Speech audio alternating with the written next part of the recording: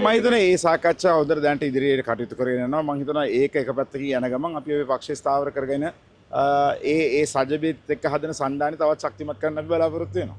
සන්දානේ කවුද නායකයා? ඒකට සජිත් ප්‍රේමදාස මහත්තයාට කවුද? ඒක දෙන්න දැන් ඊයේ කතා කරලා ඇතිනේ. අපි දැක්ක කතා කරන ඒ දෙන්න කතා කරලා බේරගත්තා. අපිට තියෙන වැඩ කරන්නේ. කොහොමද සජිත් එක්ක වෙනවා? එහි නායකත්වය කොහොමද මේ සජිත් ප්‍රේමදාස මහත්තයාගේ නායකත්වයෙන් ඉදිරියට යනවා කියලා වගේ මොකක් හරි එහෙම සාකච්ඡාවක් තිබ්බද? සමගි ජන බලවේගයයි එක්සත් ජාතික පක්ෂයයි එකතු කරන්න ඕන කියන එක පක්ෂ දෙකෙත් තියෙන අදහස. වගේම රටේ ජනතාවගේ තියෙන අදහස. මේ බලවේග දෙක එකතු වුණොත් රටට නායකත්වය දෙන්න පුළුවන් කියන කාරණය මුළු රටම විශ්වාස කරනවා, ලෝකෙත් විශ්වාස කරනවා. ඉතින් ඒ උඩ මේ සාකච්ඡා යනවා. ඊටාම ධනාත්මකයි.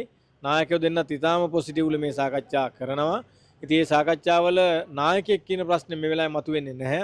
මොකද ජනාධිපතිවරණයක් නැහැ. සජිත් එක්ක එකතු වීම පිළිබඳව ඒකත් සාකච්ඡා කරා. අනිකුත් පක්ෂ එක්කත් සම්බන්ධ වෙලා එකට එක්කාපත් කරලා කරගෙන එක පොදු වැඩපිළිවෙලකට එම සඳහා සන්දාන හදන්න ඉස්සෙල්ලා පොදු වැඩපිළිවෙලකට එම ගැන තමයි කතා කරන්නේ. නායකයා කවුරු වෙයිද? එහෙම එකක් නැහැ. කවුරුවක්වත් ඕනේ නැහැ. පොදු වේදිකාවක් හදනවා. පොදු ලැයිස්තුවක් අපිට දාත හැකි. දැන් ඔය ගම්වල කරේ මේ සම්පකාර ඡන්ද දිනුවේ නායකයෝ බලලා නෙවෙයිනේ. නායකයෝ කියලාත් නෙවෙයි. ගමේ මිනිස්සු ඔක්කොම එක්ක වුණා. එක ඒකාබද්ධ විපක්ෂ දැම්ම ජවිපේ පරාදයි. ඉස්සරහටත් එහෙමයි.